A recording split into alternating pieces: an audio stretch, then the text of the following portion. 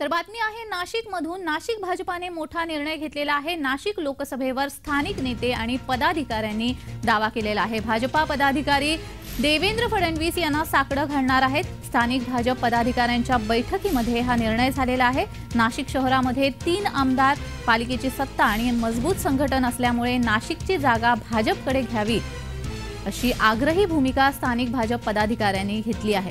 नाशिक लोकसभेची जागा आधी भाजपकडे होती। युतीमध्ये तत्कालीन शिवसेनेला जागा सोडण्यात आली होती। मात्र आता शिंदे गटापेक्षा नाशिक लोकसभेमध्ये भाजपची ताकद जास्त असल्याचं सांगितलं जातंय। भाजप पदाधिकाऱ्यांच्या भूमिकेमुळे नाशिकमध्ये महायुतीची डोकेदुखी वाढण्याची शक्यता आहे।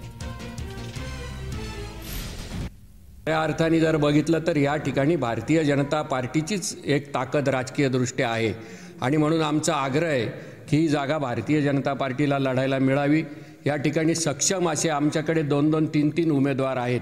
योग्य उमेदवाराचा भारतीय जनता पार्टीने त्याच्यामधला विचार करावा, यासाठी आम्ही सर्वजण आग्रही आहोत। भारतीय जनता पार्टीचे 3 आमदार या ठिकाणी आहेत। महानगरामध्ये 65 नगरसेवक होते। महापालिका 1 हाती सत्ता या ठिकाणी भारतीय जनता पार्टीची होती।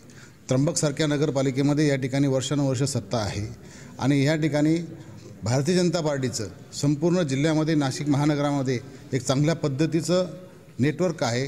काम करत आहेत, बूथपर्यंत त्या ठिकाणी कार्यकर्ते अनेक वर्षापासून काम करत आहेत आणि संघटन एक चांगलं मजबूत आहे आणि या संघटनाच्या मजबूतावरती आम्ही या ठिकाणी ही नाशिक लोकसभेचा आग्रह आम्ही करणार आहोत।